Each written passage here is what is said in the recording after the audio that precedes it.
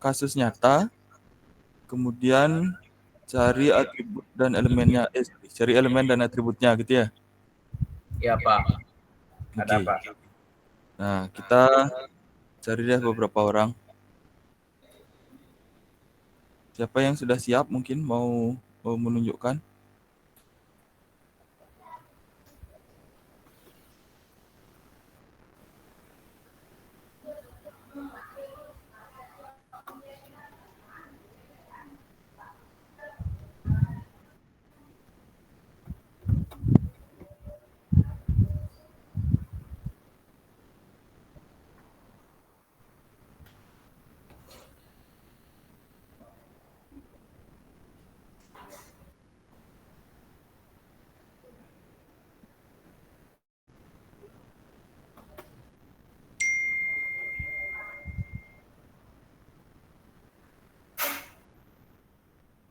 Ayo, silakan seseorang.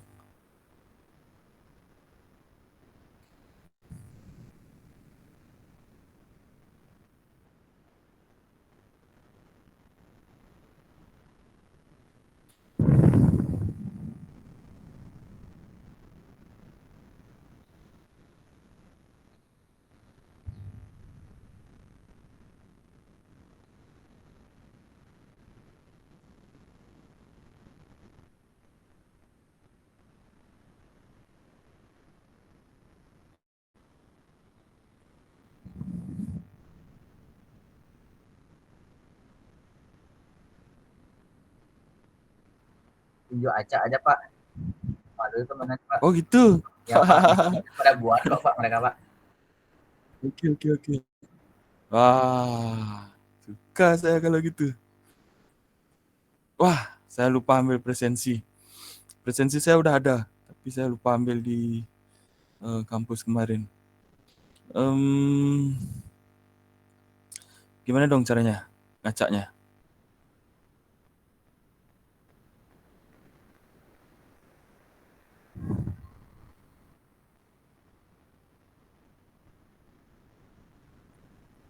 Gimana cara ngacaknya ya? Suka ini.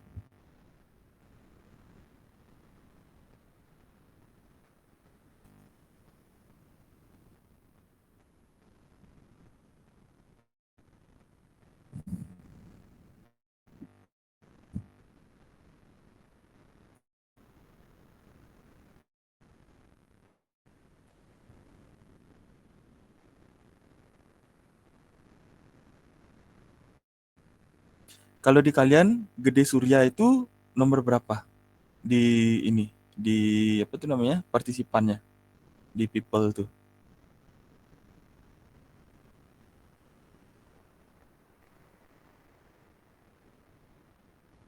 Nomor 1 jadinya Pak. Di bawah Nomor satu ya? ya Oke. di bawah nama sendiri Pak. Ya. Di bawah nama sendiri. Oke, berarti sama berarti kita. Paling nanti yang punya saya aja yang beda. Saya pakai random number generator. Mulai dari 1 sampai kelas kita ada berapa orang? 21 ya.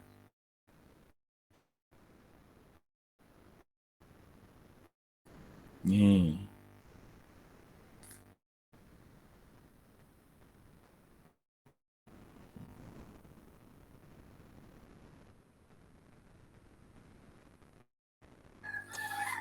Kelihatan?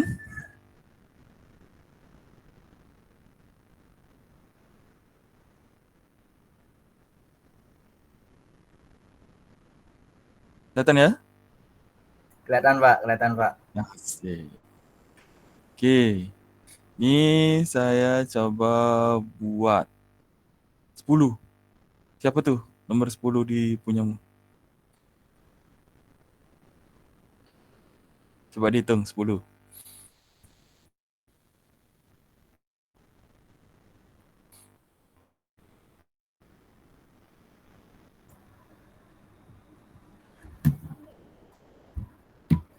Bisma Pak. Siapa? Bisma Yoga Pak. Bisma Yoga. Mana dia?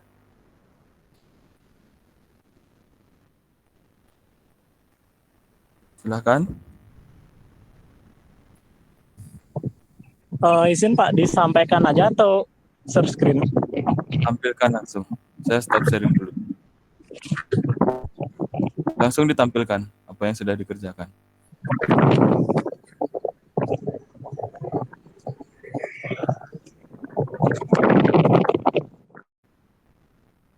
Oh, lagi ngapain tuh dia tuh? Geruzuk-geruzuk.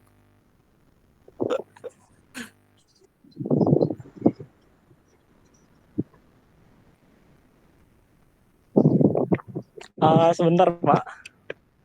Tadi Pak Gungdin nitip ke saya, jadi tadi masih di jalan. Atau saya sampaikan aja boleh Pak? Oke, kita ganti aja kalau gitu. Ganti. Ganti. Start.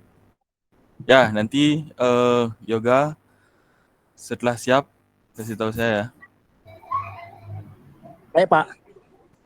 Saya mau cari yang 14. Siapa tuh 14?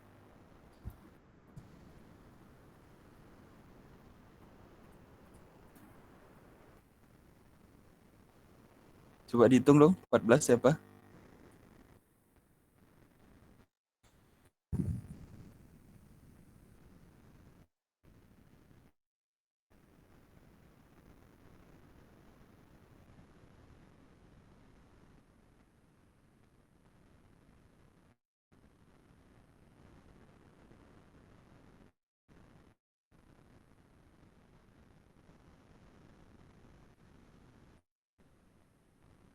Siapa nomor 14? 1, 2, 3, 4, 5, 6, 7, 8, 9, 10.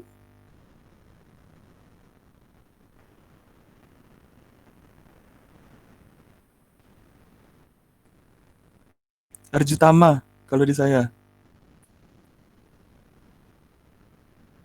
Ada Arjutama? Mana nih orangnya?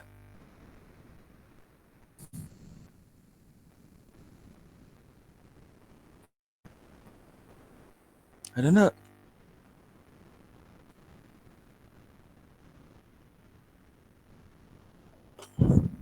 Duh, kok hilang dia?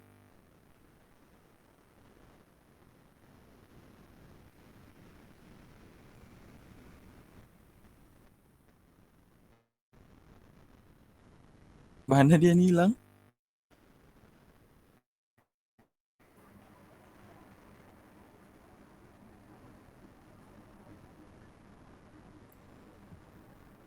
Pak dia izin Pak, dia ngechat katanya nge-lag Pak, ada masalah sinyal Pak. Waduh.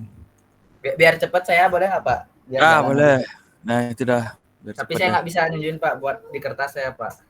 Gak apa-apa, di foto aja. Wih, ini langsung semuanya bahagia langsung. Di foto gimana sih? Nggak bisa ya? Foto.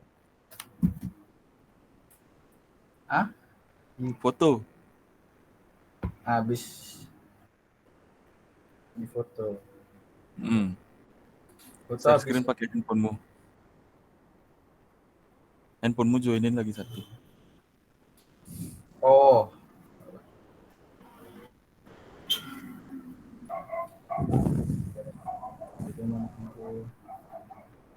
Yang beda gini.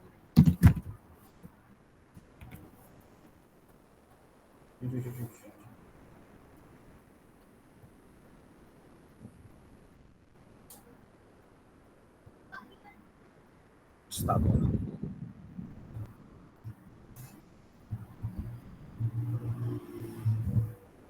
Mohon ditunggu ya.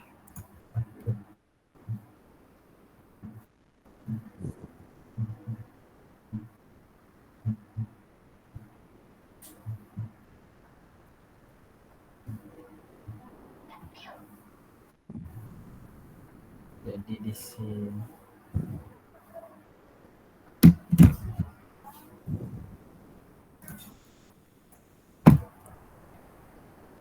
share screen macam. Temu.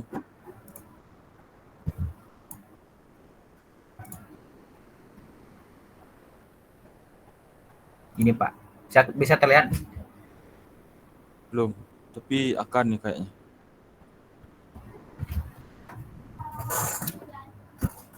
Nah, sudah. Nah, jadi di sini saya kasusnya itu adalah sistem sistem pemesanan untuk apa namanya, booking jasa kayak jasa water sport gitu, Pak. Nah, jadi di sini entitas pertama itu user. Jadi di user itu atributnya ada nama, alamat, email, sama user ID. Nah, jadi di sini kalau dari 4 atribut ini primary key-nya itu nanti user ID. Itu lupa tak underline user ID-nya. Harusnya di underline. Kemudian nanti user ini akan bisa melakukan order. Di order ini nanti ada order ID, kemudian tanggal booking untuk kapan, tanggal pembuatan atau tanggal dipesan kapan, ada total harga ordernya itu berapa, kemudian ada juga bukti pembayarannya. Kalau order ID-nya yang jadi primary key di order ID-nya, yang jadi primary key di order ini ada order ID-nya, sudah di garis bawah. Kemudian di order ini nanti ada kan bakal ada list atau list layanan-layanan apa aja yang dipesan. Jadi di sini juga ada entitas services. Di services itu atributnya cuma ada 3, ada service kode servisnya, kemudian ada nama dan ada harga. Sekian Pak, kalau yang saya buat Pak. Pertanyaannya, yang order ini siapa? Yang order user Pak. User. Usernya yang order nanti gitu. Iya, kayak dari misalnya dari website itu nanti yang bakal ditampilin service apa aja yang disediain, terus nanti user bisa milih service apa aja, kemudian baru dia proses ke pembayaran gitu, Pak. Oh, oke. Terus pengelolanya mana? Pengelola kayak admin gitu, Pak.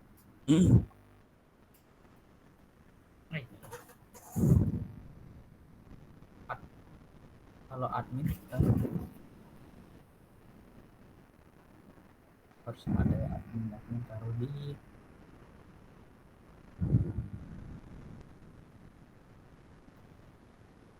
masih admin terus apa aja.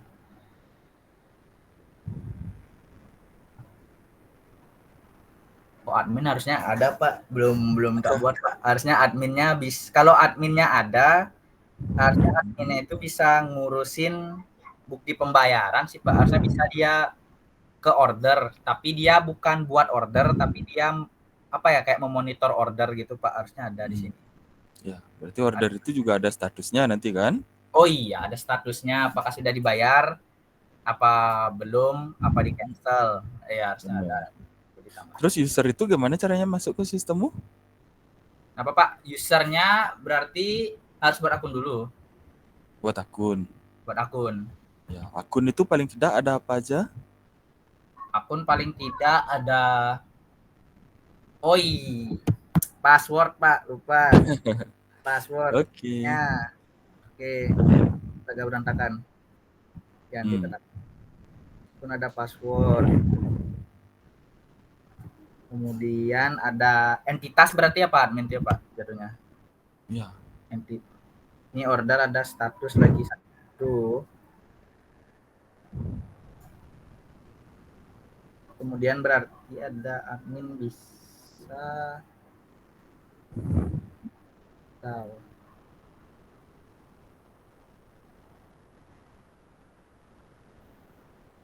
Pas admin dulu.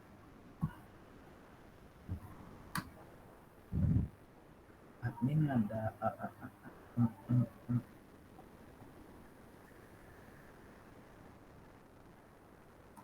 Sudah? Sudah Pak. Oke. Berarti di situ nanti akan ada 4 entitas sama sekian banyak atribut. Untuk teman-teman yang lain ada pertanyaan enggak?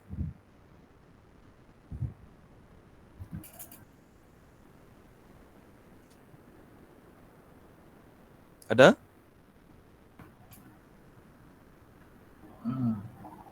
Teman-teman yang lain? Mana nih teman-temannya? Pak, permisi mau nanya. Pertanyaan simpel aja buat Andika. Aku lupa tentang primary key itu apa. Bisa dijelasin primary key itu apa? Oh iya, primary key. Apa itu primary key, Andika? Eh, jadi kalau primary key itu sepengetahuanku primary key itu adalah yang bisa kalau kemarin itu ada yang apa namanya atribut yang bisa membedakan antara apa gimana antara entitas-entitas yang ada. Jadi misal nih user itu kan suatu sistem itu kan nggak mungkin cuma punya satu user, bisa punya 100.000, 100 ribuan. Untuk membedakan semua user itu dari 5 atribut lah, ini ada password, anggap di sini ada password kan. Dari 5 atribut itu yang bisa dipakai untuk membedakan satu user dengan user lain di database itu atribut yang user_id. Kenapa begitu? Karena nanti sistemnya ini user_id-nya itu bakalan dibuat unik. Uniknya gimana? Kalau sederhana paling dimulai dari 1, terus nanti tiap ada user yang baru buat, nanti ID-nya itu ditambah. Jadi ID-nya user ID 1, user ID 2. Nah, karena dia pasti beda-beda tuh. Tiap yang buat kan adanya 1, 2, 3, 4, 5, 6, 7, 8, 9, 10 sampai 100. Nah, karena itu unik, jadi itu bisa dipakein primary key gitu. Kalau kenapa nggak pakai yang nama, alamat, sama email ini? Kalau nama, ini kan kalau di sistem yang ini, namanya itu maunya pakai nama lengkap. Memang sih nama lengkap itu kayak kemungkinan kecil berbeda, cuman nggak ideal aja pakai nama lengkap gitu loh untuk membedakan user satu dengan user lain kayak terlalu panjang. Kemudian alamat ada kemungkinan sama alamat user itu. Kalau email tuh sama kayak nama bisa sih dibuat dia tuh emailnya harus unik. Kayak kalau misalkan kita buat akun tuh kadang dikasih notifikasi email ini sudah dipakai kan, kadang kayak gitu. Cuman sama kayak nama dia nggak ideal gitu dipakein primary key. Alasannya kalau nanti nyari nanti sih ada di bagian query gitu dia kepanjangan gitu loh pembandingannya. Kalau user ID kan cuma cari user satu, cari user ID satu itu lebih lebih enak aja, lebih singkat. Order ID juga gitu sama service code. Mohon maaf nih penjelasannya agak rancu, mungkin nanti bapaknya bisa menjelaskan yang lebih baik. Sekian, Abel, apakah menjawab atau nggak jelas? Thank you. Oke, sip. Cukup Bel ya? Cukup, Pak. Oke. Primary key itu bukan membedakan tiap entitas, tapi membedakan setiap elemen dari entitas. Jadi satu entitas ini misalnya user, itu ya entitasnya satu aja user. Tapi elemen dari entitas user itu ada banyak. User pertama, user kedua, user ketiga, user keempat, dan seterusnya. Nah, nanti setiap elemen ini itu akan ada satu atribut yang bisa membedakan semua. Sampai dia bisa membedakan, itu berarti atribut tersebut harus unik. Cara buat dia unik, ada banyak caranya. Tapi yang pasti nanti kita set atribut ini jadi unik. Mungkin kita bisa pakai yang paling simple di auto increment. Jadi kita pakai integer untuk tipe datanya. Kemudian kita auto increment. Jadi setiap kita memasukkan elemen baru ke dalam entitas user ini, maka dia akan otomatis bertambah nilainya. User pertama kita masukkan user pertama, itu nilainya 1, kemudian kita masukkan user berikutnya, otomatis nanti di auto increment jadi 2 dan seterusnya. Tuh. Atau sebenarnya pakai email ini juga bisa sebagai primary key. Ada yang setuju enggak email saja dengan primary key? Silahkan seseorang. Ada enggak?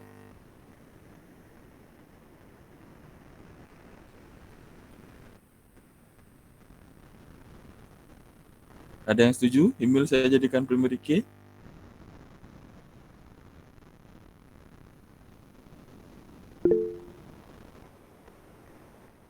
Bisma, silahkan. Setuju Pak, karena setiap orang nggak mungkin memiliki email yang sama Pak. Tak mungkin punya yang sama. Benar.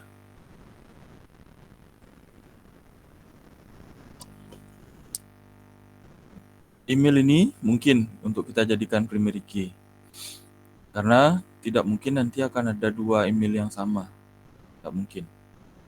Sehingga email ini bisa kita jadikan primary key dengan catatan kita tidak memperhatikan kompleksitas ininya, pemrosesannya. Karena email ini panjang, nanti beberapa karakter dan bentuknya adalah char, itu biasanya komparasinya sedikit lebih kompleks daripada komparasi integer. Maka untuk email ini akan memerlukan resource yang lebih tinggi ketika pencocokannya. Tapi kalau kita tidak terlalu peduli dengan performanya, artinya user kita tidak terlalu banyak, 100 sampai 1000 mungkin, tidak masalah. Kita pakai email. Ini kalau sudah ratusan juta gitu user kita, mungkin pakai email itu akan sedikit bermasalah. Tapi kalau masih ribuan, ratusan ribu sih saya kurang yakin. Ribuan sampai puluhan ribu lah. Email itu masih bisa kita pakai. Itu dulu untuk Andika. Selanjutnya siapa lagi? Andika, ada masalah enggak Andika? Sebelum saya lanjut ke yang lain. Enggak, Pak. Enggak ada. Enggak ya? Oke. Kita lanjut ke yang lain. Siapa yang sudah siap?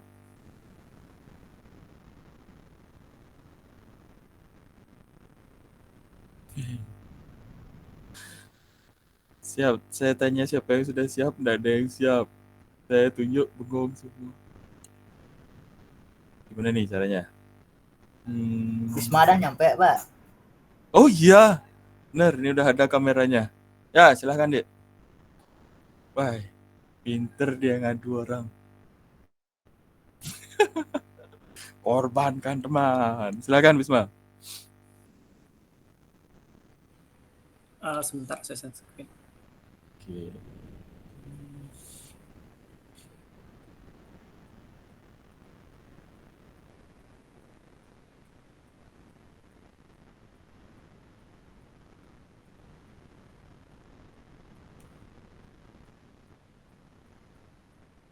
Wah, kekecilan nih. Gedein dikit dong. Nah ini, tapi belum saya jadikan tabel-tabel gitu Pak. Enggak masalah. Tapi sini saya jelaskan nanti. Ya. Gedein dikit, Dek. Zoom. Bisa di. Bisa nih di bawahnya zoom nih, di pojoknya. Oke. Oke. Di sini yang saya buat tuh sistem perpustakaan Pak. Nanti entitasnya sendiri ada buku, peminjaman, dan juga anggota dari perpustakaannya. Nah, untuk entitas buku sendiri nanti ada atributnya ID buku, judul, pengarangnya, penerbit, tahun terbit, jumlah halaman, kategori, alamat penerbit, dan jumlah peminjaman. Kalau entitas peminjaman sendiri nanti ada ID peminjaman, tanggal pinjam, tanggal kembali, denda jika telat nanti, terus ada ID buku dan ID anggota. Dan entitas anggota sendiri ada ID anggota, nama, alamat, nomor telepon, email, tanggal lahir, buku yang dipinjam, tanggal bergabung, dan lama bergabung. Nah, untuk yang di sini yang termasuk entitas kuatnya sendiri adalah buku dan juga anggota, sedangkan untuk entitas lemahnya sendiri adalah peminjaman. Untuk buku sendiri, primary key-nya ada ID buku, untuk anggota itu primary key-nya ada ID anggota, dan peminjaman primary key-nya ada ID peminjaman. Di sini di tabel entitas peminjaman terdapat atribut origin key yang nantinya akan menghubungkan ke entitas buku yaitu dengan ID buku, dan akan dihubungkan juga ke anggota yaitu dengan origin key ID anggota. Terus untuk yang di sini yang sebagai atribut kompositnya itu alamat pada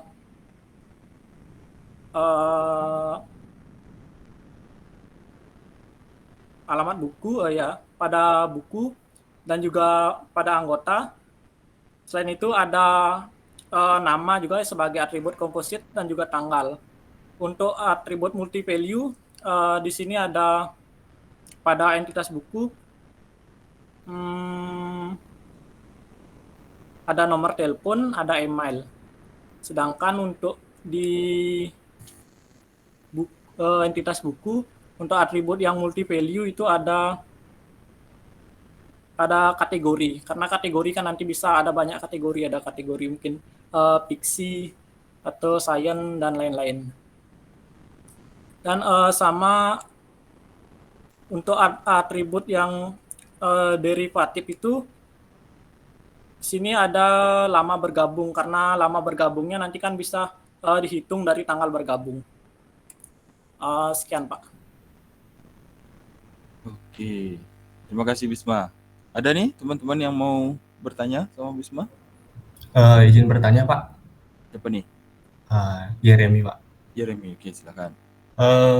Mau tanya aja sih Pak, kan dari ambil contoh dari punya Bisma ini, dia punya entitas lemahnya kan di peminjaman gitu Pak. Nah, di peminjaman itu kan yang saya baca itu ada foreign key gitu Pak. Foreign key ini kan dari entitas kuat lainnya gitu. Dari contohnya Bisma itu dari buku dan anggota gitu, yaitu ID buku sama ID anggota. Saya ingin tanya Pak, apakah di entitas lemah ini boleh ada primary key-nya juga kah Pak? Karena kan dia udah punya foreign key gitu. Karena tadi saya dengar dari Bisma tadi di peminjaman dia punya di entitas lemah di peminjaman itu dia ada primary key-nya itu ID peminjamannya. Mungkin saya coba. Ya, bagus pertanyaannya. Ini bahkan kayaknya kalau saya tidak lupa, ini saya lupa cerita tentang foreign key kemarin. Sudah sempat saya cerita tentang foreign key?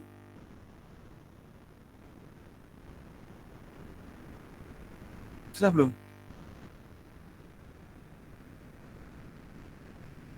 Sepertinya saya lupa cerita tentang foreign key. Belum ya? Izin Pak, foreign key belum Pak. Kemarin. Ayo, silakan. Ada yang sempat tahu foreign key itu apa enggak? Ada?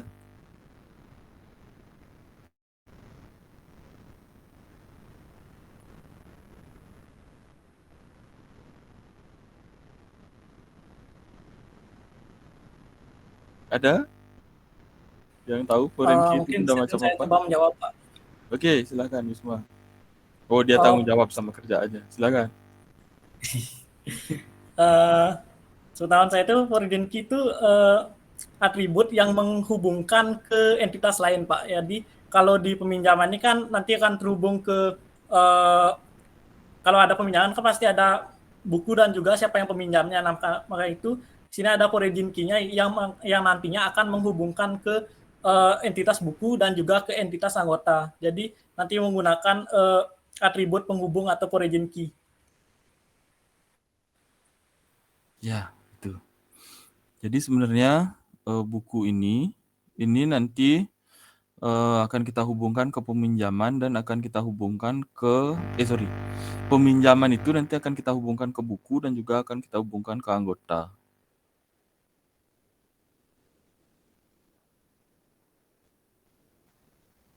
Tuh. Nah, foreign key yang ada di peminjaman ini, saya bisa gambar nggak di sini nih? Bisa nggak?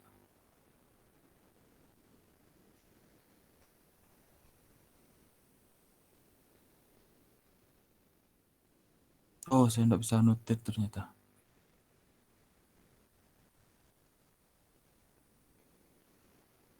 Ya sudahlah. Ini ID buku yang ada di peminjaman itu akan mereferensi ke ID buku yang ada di buku. Ini gunanya nanti adalah ketika kita melakukan peminjaman, maka akan kita catat buku apa yang dipinjam. Nah, ketika kita mencatat buku apa saja yang dipinjam, itu kita tidak mencatat semua atribut dari buku. Tapi kita cukup catat primary key-nya saja, atribut utamanya saja. Nanti akan langsung mereferensi. Nanti di belakang kita akan cerita tentang join. Join itu gunanya untuk menggabungkan kembali. Jadi ID buku ini nanti akan mereferensi ke ID buku yang ada di buku. Demikian juga dengan anggota. Jadi dari peminjaman ke anggota itu dihubungkan dengan ID anggota. ID anggota yang ada di peminjaman itu akan merepresentasikan sebuah elemen dari anggota. Jadi itu gunanya foreign key. Jadi menghubungkan ke entitas lain. Nah, kemudian pertanyaannya tadi, boleh enggak apa itu namanya? Atribut entitas lemahnya punya primary key. Siapa yang setuju boleh? Silakan, raise hand. Yang boleh. 1, 2, 3, 4. Ya, malah hilang. Cuma ada 2 sekarang.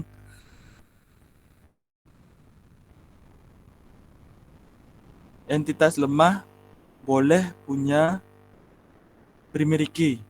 Yang setuju cuma ada 2 orang. Benar ya? Oke. Saya turunkan dulu. Terus entitas lemah tidak boleh punya primary key. Hanya boleh punya foreign key saja. Yang setuju silahkan angkat tangan.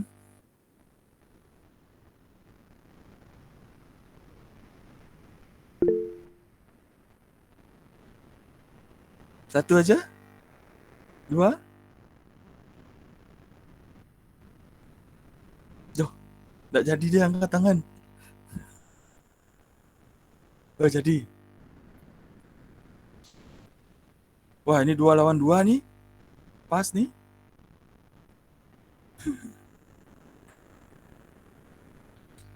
Nah, pertanyaan saya, 18 lainnya kemana? Kok cuma ada berempat aja yang nge-vote?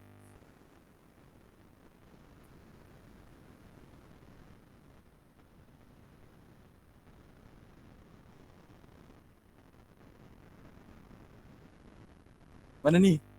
18 lainnya.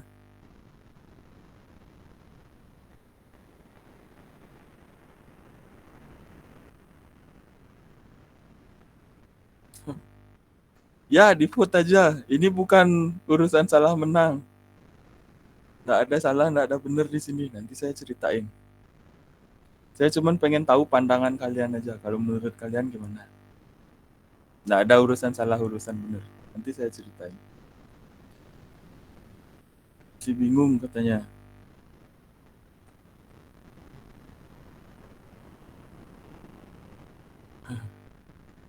Kenapa bingung?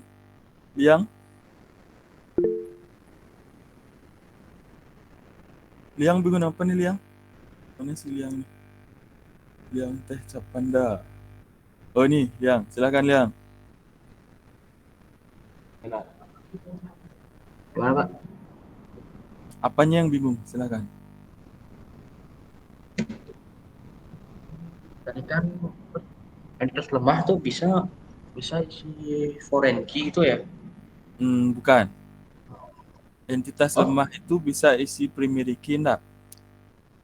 Primary key. Nah, kalau di slide yang saya bawakan kemarin, salah satu ciri entitas itu adalah entitas lemah adalah dia memiliki foreign key gitu kan.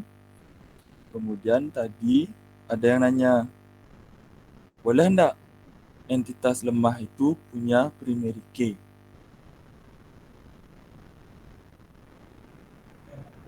boleh jadi.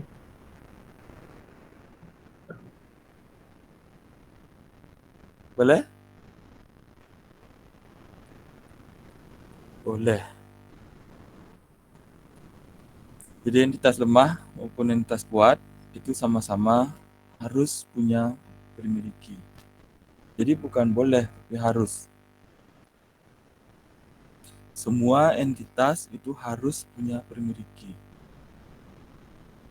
Karena kalau kita tidak punya primary key, itu kita tidak bisa membedakan satu elemen dengan elemen yang lain.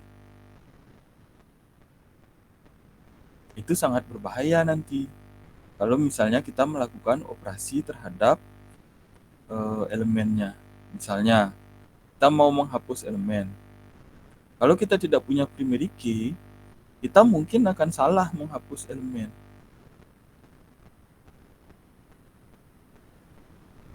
Misal nih, di buku, di contoh yang dibawain sama Bisma ini. Buku itu kan punya kategori tuh. Kalau misalnya kita tidak tentukan mana yang primary key, mungkin aja iseng kita anggap kategori itu sebagai primary key-nya. Dan kita mau menghapus satu buku yang kategorinya fiksi misalnya. Hapus buku yang kategorinya fiksi. Misalnya judul bukunya itu adalah Tutur Tinular. Apa yang terjadi kira-kira kalau saya hapus buku yang judulnya buku yang kategorinya fiksi? Ada yang bisa ceritain enggak? Menurut saya, jika Bapak hapus buku yang kategorinya fiksi dan kategori jadinya primary key, jadinya semua buku yang termasuk fiksi itu hapus jadinya. Menurut saya. Iya, benar. Kita kondisinya adalah kita tidak punya primary key. Kemudian kita iseng mau menganggap kategori itu sebagai primary key, walaupun itu tidak boleh. Iseng nih kita anggap kategori itu primary key. Kemudian kita mau hapus sebuah buku yang judulnya Tutur Tinular, kategorinya adalah fiksi.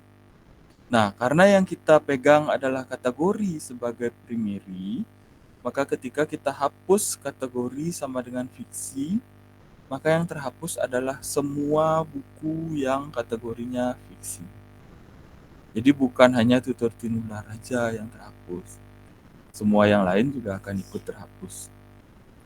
Nah, itu pentingnya kita harus pakai primary key yang benar-benar unik. Jadi, kalau yang contoh ini dibuat sama Yoga, dibikin ID buku yang jadi primary key. Sehingga kalau ID buku itu kan sudah pasti unik tuh. Kita hapus satu ID buku, maka yang terhapus itu sudah pasti hanya satu judul buku saja. Hapus ID buku 1 gitu misalnya. Ya sudah pasti judul buku yang 1 itu aja yang kehapus. Yang lainnya tidak akan bermasalah. Kebayang ya maksudnya? Kebayang? Masih bingung enggak apa-apa, silahkan disampaikan. Karena ini sangat basic sekali. Kalau di sini sampai bingung, akan riwah nanti selama kalian kuliah. Hampir semua akan pakai basis data. Walaupun tidak semua basis datanya yang model SQL. Ada yang bermasalah? Silakan. Masih bingung mungkin? Sampaikan bingungnya di sebelah mana? Oh, Abel bilang boleh ada. Ya, setuju. Memang harus ada. Ada? Cukup? Cukup? Aman, Pak. Oke. Satu lagi deh, terakhir. Ini kita kelas nggak ada ceweknya ya? Kok cowok semua? Memang nggak ada ya? Saya. Ada? Oh, ada Shirley satu. Shirley, coba ditampilkan punyamu Shirley.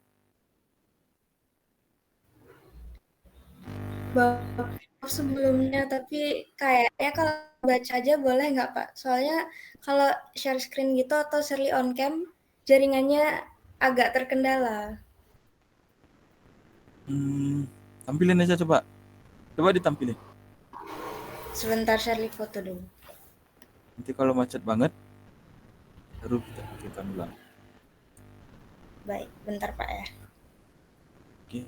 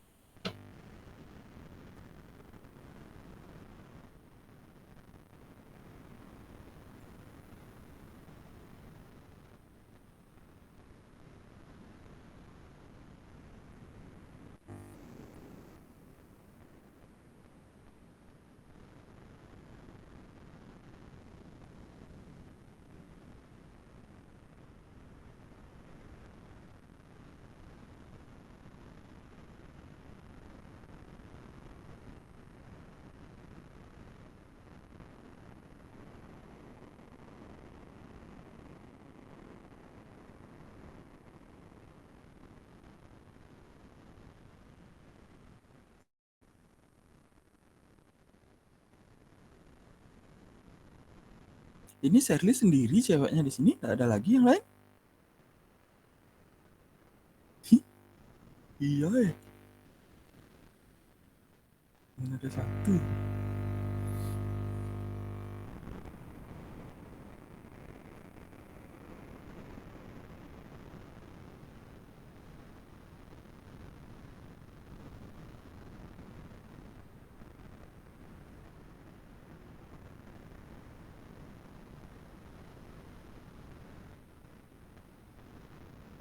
Oh, Pak, saya Ya. ingin share punyanya Shirley boleh, Pak? Dia ngirim di grup, Pak. Oh Biar dia gitu, nggak ngelek, Pak. Ya, silakan.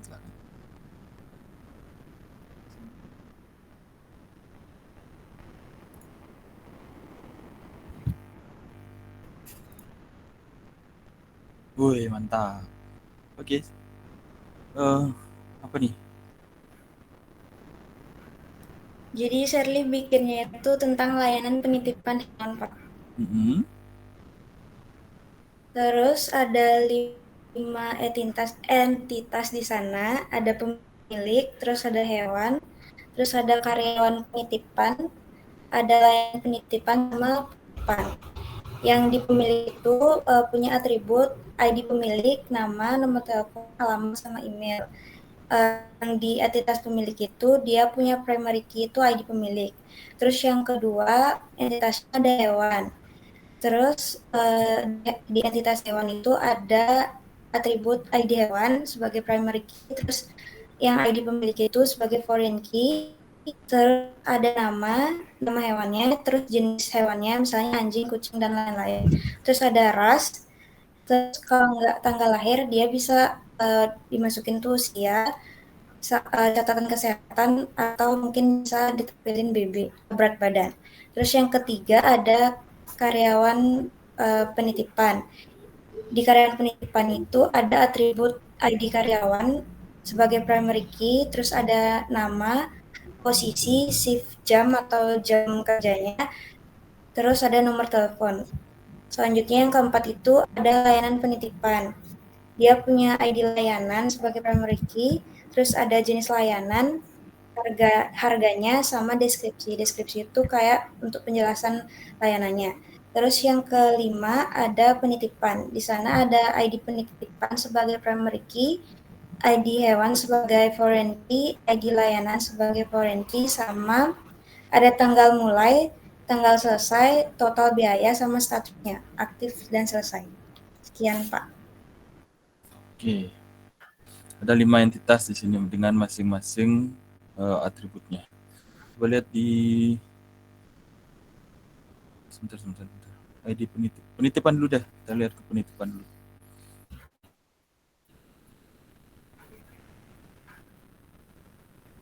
Oke. Naik lagi. Oke. Shirley. Yang bagian tanggal lahir usia.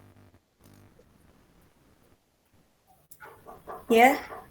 Nah, itu gimana tuh maksudnya? Kan hewan itu punya atribut, entah bisa nggak kalau misalnya kita taruh atribut itu antara tanggal lahir atau salah satunya aja usia gitu Pak, atau mending tanggal lahir aja atau usia kayak gitu, nggak diambil keduanya, salah satu aja. Tapi saya tulisnya atau gitu. Boleh salah satu tanggal lahir atau Ya, usia antara tanggal lahir atau usia gitu. di atribut yang sama gitu? Enggak, saya Boleh? nulisnya kayak gitu, nggak pakai atribut tanggal lahir, jadi kan usia. Lihat aja. Ya, ditetapkan saja mau pakai atribut yang mana, mau pakai atribut tanggal lahir atau mau pakai atribut usia.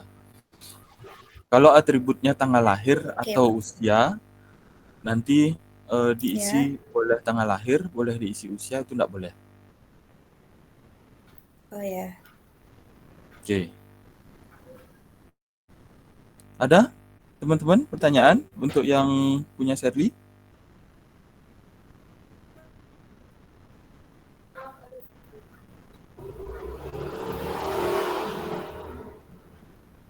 Ada?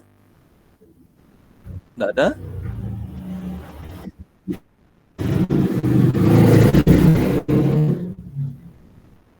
Enggak ada ya? Oke, enggak ada.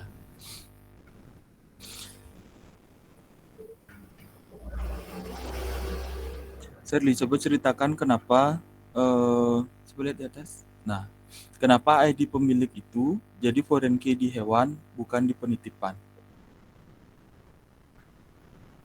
Karena dia bersangkutan langsung sama kepemiliknya gitu Pak. Jadi kayak misalnya hewan apa, misalnya anjing, yang punya itu siapa, jadi langsung ke pemilik gitu. Makanya foreign key-nya ada di hewan. Menurut Sherly kayak gitu Pak. Ya, boleh. Asal tahu penggunaannya aja. Karena ini nanti akan menyebabkan joinnya 2 tingkat kalau untuk mencari siapa pemiliknya.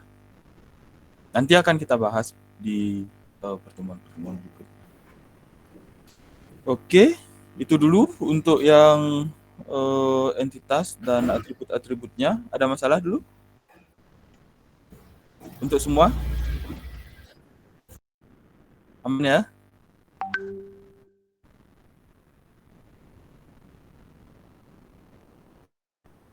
Oke, aman semua. Kalau semua sudah aman, saya mau lanjutkan ke hubungan antar entitas. Nah, tugas yang ini jangan dihilangkan karena kita nanti akan mau lanjut lagi. Kita akan membuat hubungannya.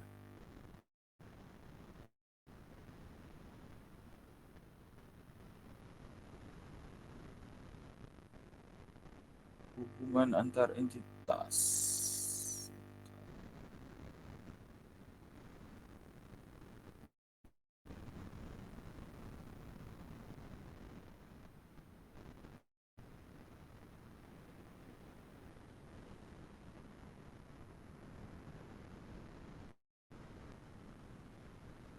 Kelihatan enggak nih? Terlihat Pak.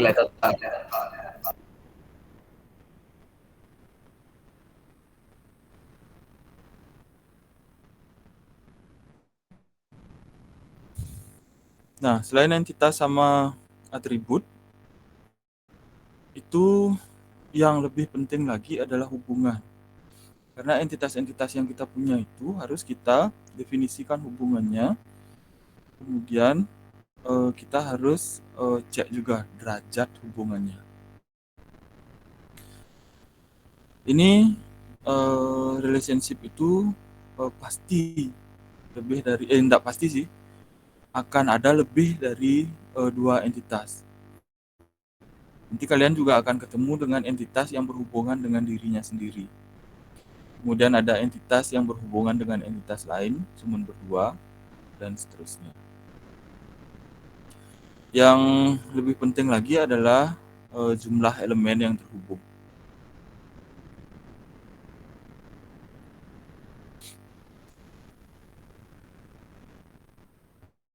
Kalau untuk jumlah elemen yang terhubung itu nanti kita ada dua, yaitu kardinalitas dan modalitas. Yang pertama itu kardinalitas.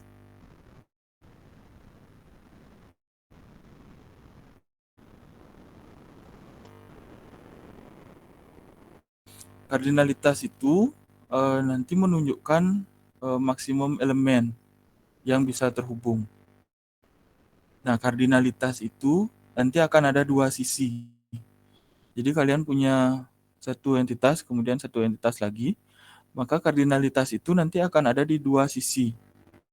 Di sisi satu, sama di sisi satu lagi. Ini akan menunjukkan seberapa banyak elemen dari entitas itu yang bisa terhubung. Misalnya, kalau saya tulis satu-satu, berarti satu elemen A, satu elemen dari entitas A, itu bisa terhubung dengan satu elemen di entitas B. Tuh. Kebayang ya? Kebayang? Kebayang, Pak. Kebayang, oke. Nanti saya ceritakan. Ini kemungkinan yang muncul itu adalah ini. Satu ke banyak, atau banyak ke banyak. Kemudian selain kardinalitas, kita juga akan punya modalitas namanya. Nah, modalitas ini menentukan apakah dia wajib atau boleh ada, boleh tidak. Jadi, kalau misalnya kita menggunakan satu, saya bikin diagram Venn aja biar kalian mudah membayangkan sebuah entitas dan elemen-elemennya. Tahu diagram Venn kan? Tahu, Pak. Tahu, Pak. Nah, kita mau coba yang wajib dulu. Kalau wajib, ini juga sama. Dia akan ada di kedua sisi. Misalnya di satu, ini juga satu. Kalau dia wajib, maka semua elemen dari entitas A itu harus terhubung dengan entitas B. Jadi gini. Karena ini juga satu, karena ini satu dan ini satu, maka kedua-duanya harus total. Tidak boleh ada elemen yang tidak terhubung. Nah, sekarang kita bikin yang parsial.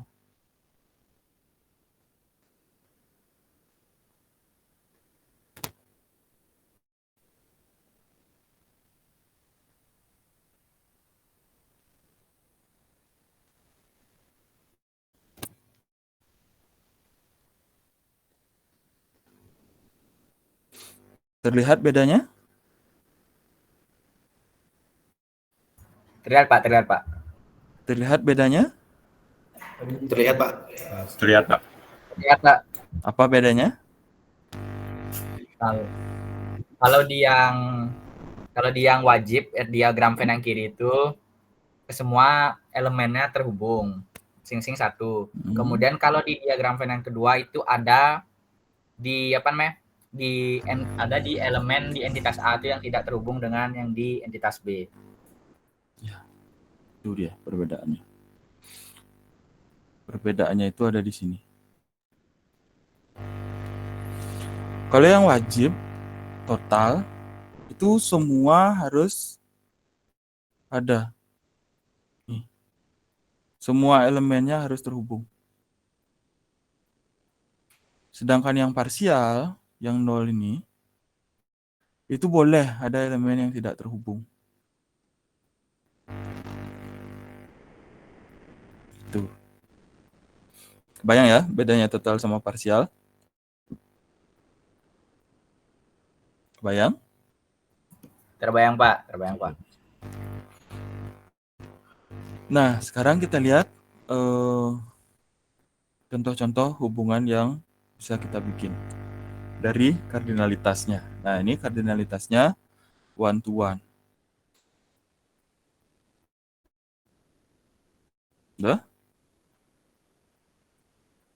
Kelihatan one to one-nya di sebelah mana?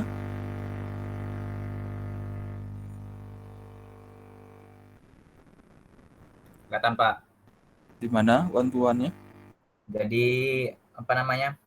Di semua semua elemen di entitas A itu terhubung dengan satu elemen di entitas B.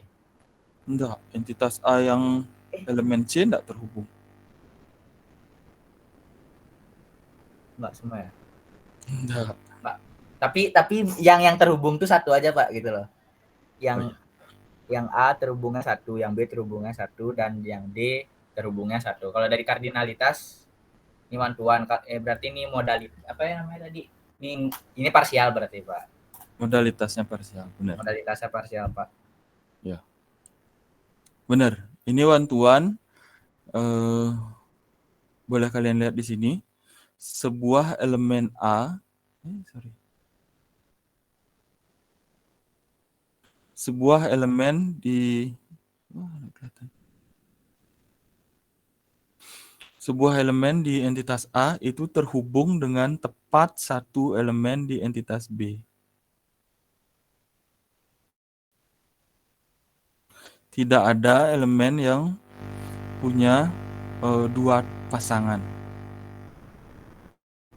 Ya. Nah, kalau kalian lihat, ini kayak orang pacaran. Ceweknya satu,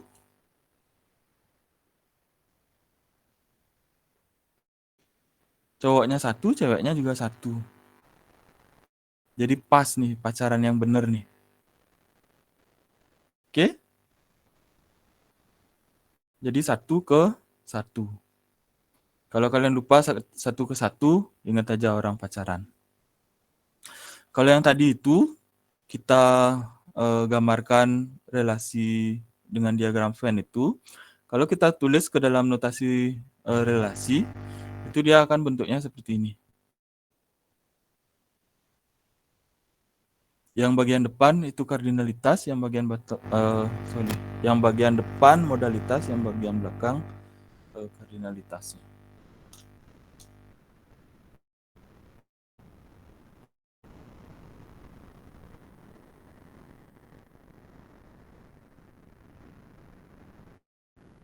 Udah?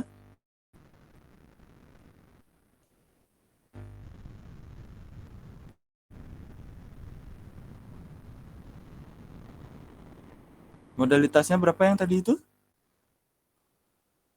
Yang tadi modalitasnya 0, Pak. Ya, ini dia.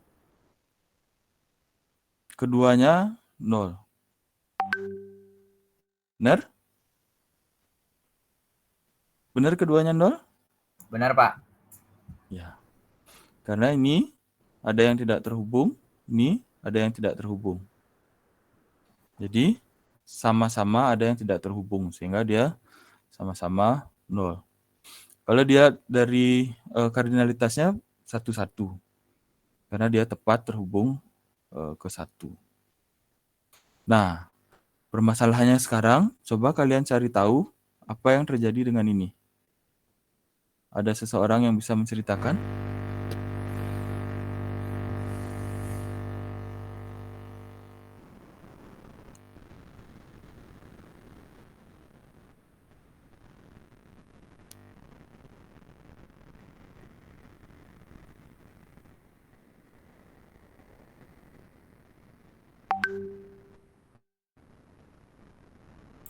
Izin menjawab, Pak. Silakan. Berdasarkan hubungan ini berarti ada elemen di entitas A yang tidak terhubung di elemen entitas B, dan di entitas B semua terhubung dengan elemen di entitas A, dan keduanya saling terhubung satu one to one gitu. Ulang. Jadi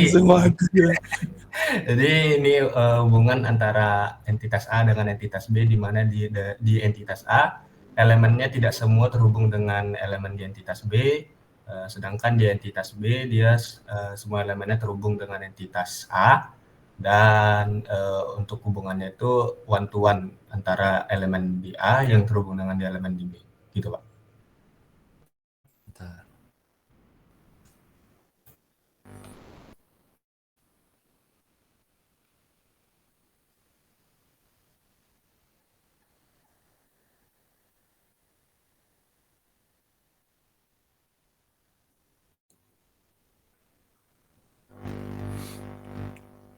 Gimana caranya menghubungkan sekarang?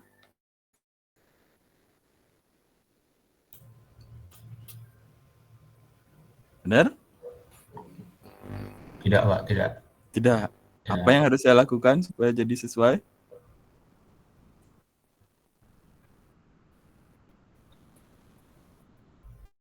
Oke, saya ganti pertanyaannya. Di mana harus saya tambahkan satu elemen supaya jadi sesuai? Di entitas A.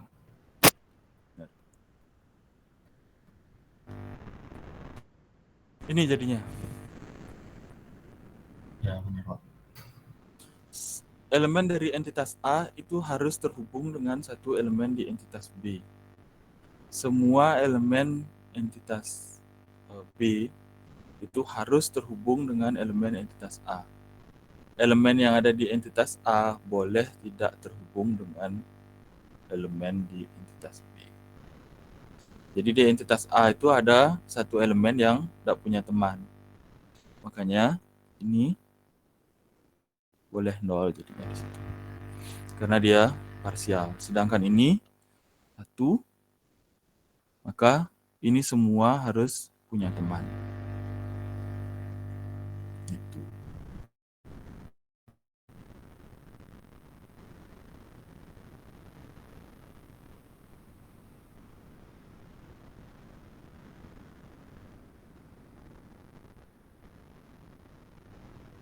Ada pertanyaan sampai di situ?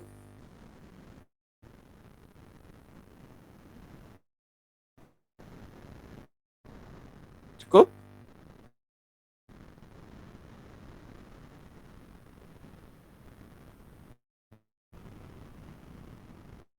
Cukup, Pak. Cukup ya? Cukup. Oke. Kalau sudah cukup sampai situ, kita cari yang berikutnya. Berikutnya kita punya one to many.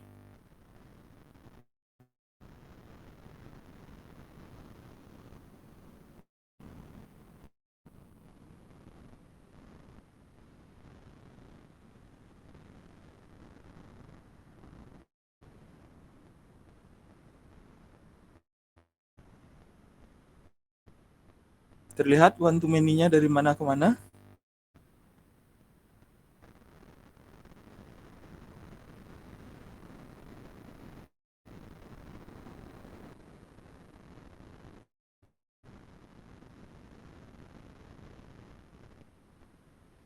One to many-nya dari mana ke mana? Dari A ke B, Pak. Ini one, ini many. Untuk yang many, kita biasanya tulis n. Jadi untuk one to many, kita tulisnya 1n. Tuh. Notasi relasinya kira-kira nanti jadinya seperti ini. Ini one-nya ada di A, n-nya ada di B.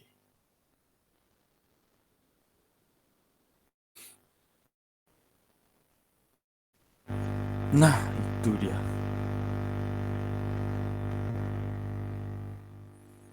Ini poligami.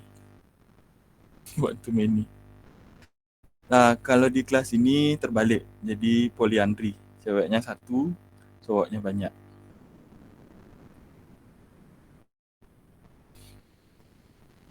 Kardinalitasnya seperti itu, modalitasnya yang menyesuaikan.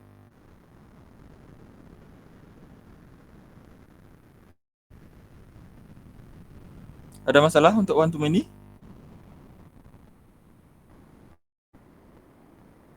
Aman? Aman ya? Aman. Asik. Kemudian kita cari yang paling seru. Oh, ini ternyata ada balikannya. One to many itu nanti kalau kalian balik dia jadi many to one.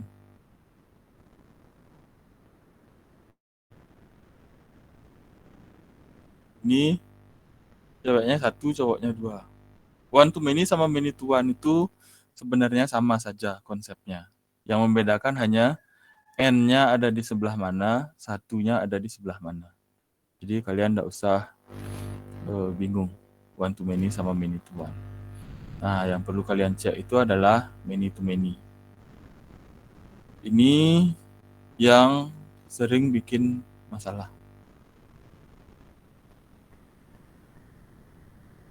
Bisa kalian lihat kenapa dia jadi many to many?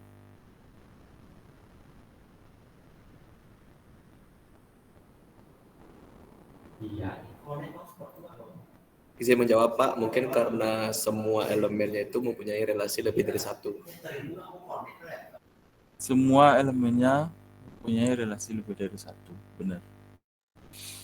Coba kalian lihat yang satu ini, dia berhubung ke A dan juga berhubung ke C. Dah? Lihat dari sisi sebaliknya, kita lihat yang A ini, dia berhubung ke 1 dan juga berhubung ke 2. Ini maka kita sebut sebagai many to many. Ingat, maksimal. Jadi, yang kalian di B ini kan dia cuma punya 1 aja hubungan ke 3. Tapi karena di sini kita cerita tentang maksimal, maka yang kita lihat adalah si A. Si A itu punya 2, dia berhubungan dengan 2 entitas di elemen A. Tuh. Ini namanya many to many.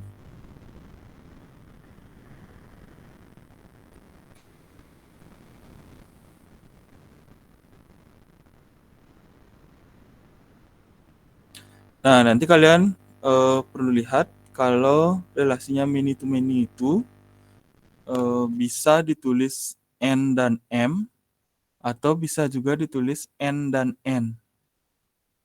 Itu artinya sama aja. Sama-sama many to many. Nah, ini yang cowok punya banyak cewek, yang cewek juga punya banyak cowok. Ini relasi many to many.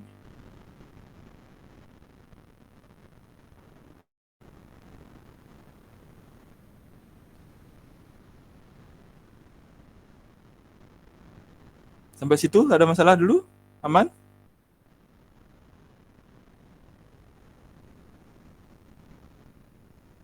Aman? Aman, Pak. Sip. Kalau sampai sini aman, seharusnya kita sudah aman. Ada pertanyaan?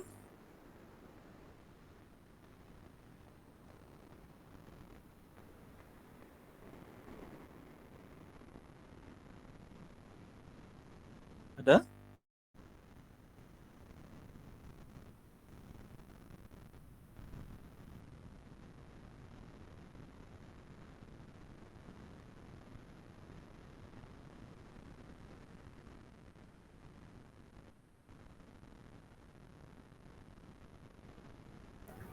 Izin bertanya, Pak. Silakan. Kalau dari kan tadi sempat dibahas kan primary key sama foreign key. Oh, oke. Kembali ke primary key. Ya, tapi ada hubungan sama relasi. Jadi kan kalau misal one to one tuh bisa dipakein primary sama foreign key. Terus kalau one to many juga kayak bisa. Kalau many to many gimana, Pak? Jadinya, apakah dua entitas ini punya foreign key yang multi value atau gimana, Pak? Jadinya. Many to many. Kalau sekarang sebenarnya saya tidak bisa cerita tentang many to many. Dia foreign key-nya bakal jadi kayak apa? Karena ini terkait dengan normalisasi. Ketika kita punya relasi many to many, itu nggak bisa langsung kita bikinkan ininya, itu namanya ERD-nya langsung dikonversi ke database-nya. Belum bisa. Karena harus kita normalisasi dulu. Nah, ketika normalisasi, kita akan mendapatkan sebuah entitas lemah. Di entitas lemah itu akan berisi 2 buah foreign key dari masing-masing entitas kuatnya. Misal nih, kalian punya many to many, apa contohnya many to many? Kasih saya satu contoh many to many dong. Mahasiswa dengan dosen mungkin Pak? Dengan dosen pengajar? Apa one to many? Ya. Mahasiswa dengan dosen boleh. Mahasiswa dengan dosen, many to many. Jadi seorang mahasiswa itu dia bisa mengikuti banyak dosen. Bisa diajar banyak dosen. Ya.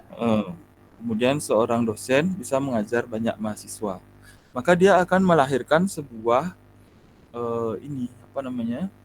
entitas lemah. Jadi kelas yang nanti di dalamnya itu paling tidak ada 2 buah foreign key. Jadi foreign key dari mahasiswanya sama foreign key dari dosennya. Setiap elemen nanti yang terhubung dengan di masing-masing entitas itu akan punya 1 buah elemen di entitas lemahnya. Misalnya nih, Andika sama Pak Widi, Andika sama saya. Terus siapa lagi? Albert misalnya. Albert sama Pak Widi, Albert sama saya. Pak Widi juga gitu. Saya juga gitu. Nanti akhirnya akan ada sebuah entitas lemah lagi. Itu isinya nanti akan ada banyak baris sesuai dengan hubungannya. Itu. Nah, nanti kita lihat di normalisasi. Ada lagi pertanyaan? Cukup? Cukup ya? Cukup Pak. Oke. Kalau sudah cukup ini, saya udah berakhir harusnya.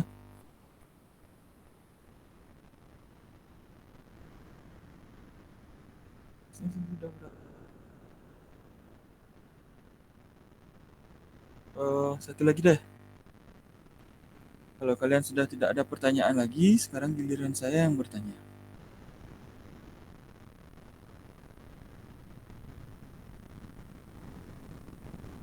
Tuh.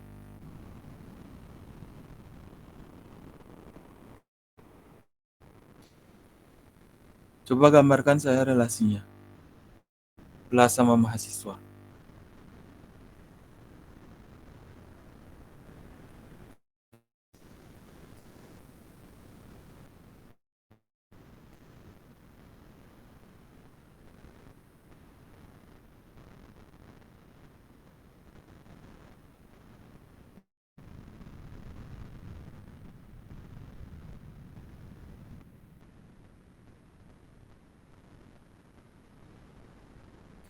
Silakan seseorang.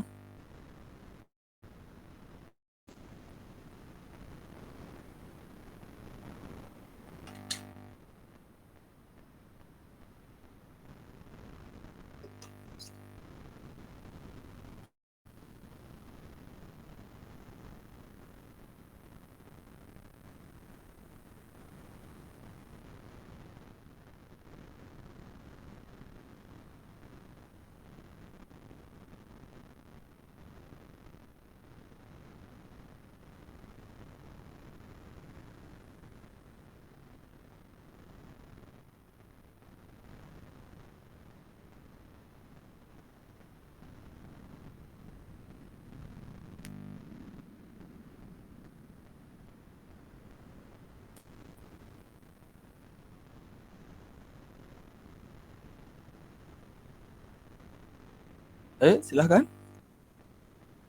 Kalau kasusnya kayak gini.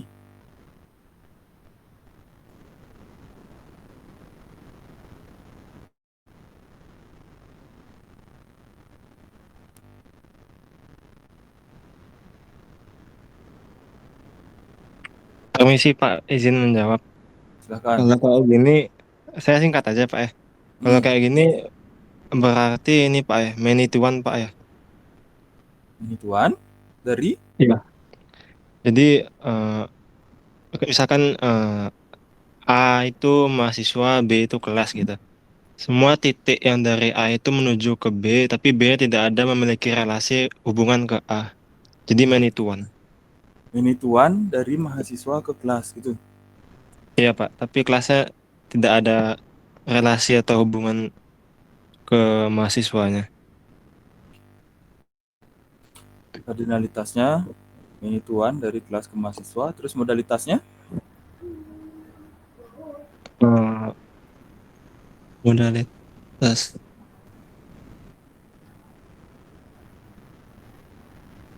Nol mungkin Pak?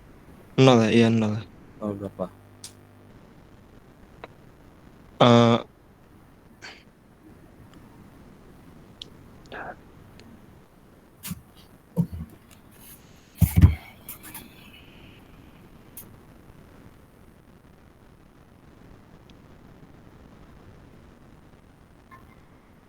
Nol ke?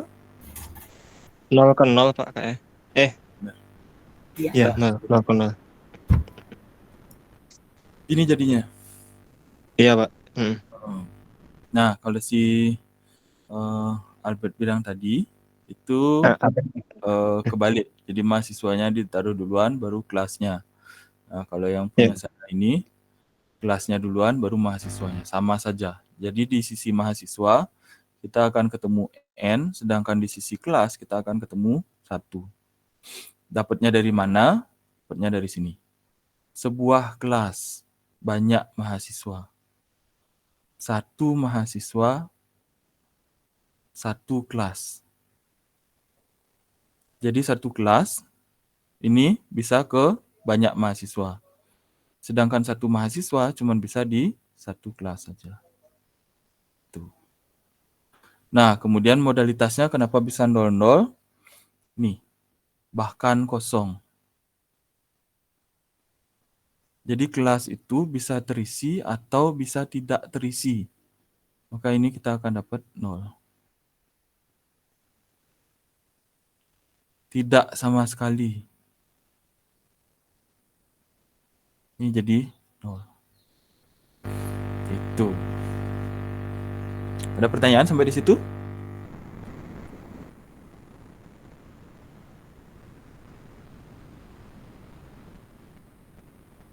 Ada? Aman Pak, aman Pak. Aman. Yang lain gimana? Aman Pak. Aman. Oke, saya itu saja untuk hari ini. Kita cukupkan aja ya sampai di sini ya. Setuju?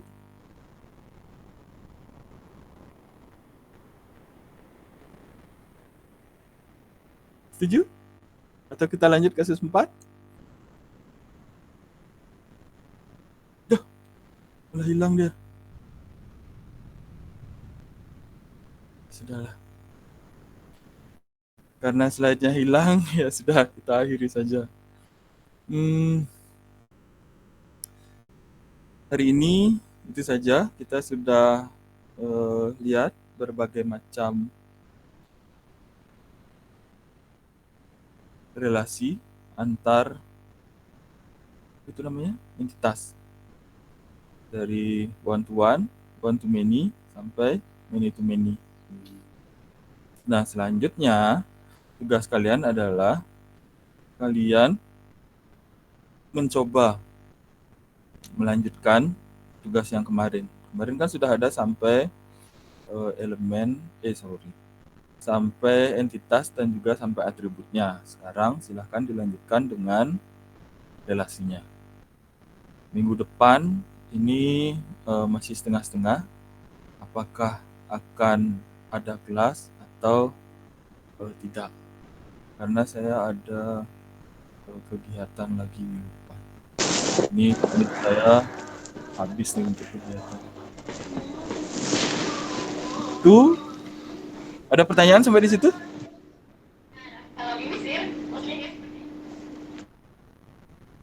Ada pertanyaan? Cukup? Cukup ya? Cukup Pak. Aman Pak. Ya. Kalau sudah, silakan dikerjakan. Nanti akan saya info lagi minggu depan untuk kepastian kelasnya. Untuk hari ini cukup sampai di situ. Selamat siang dan terima kasih. Selamat siang. Terima kasih Pak. Siang Pak. Siang, Mbak.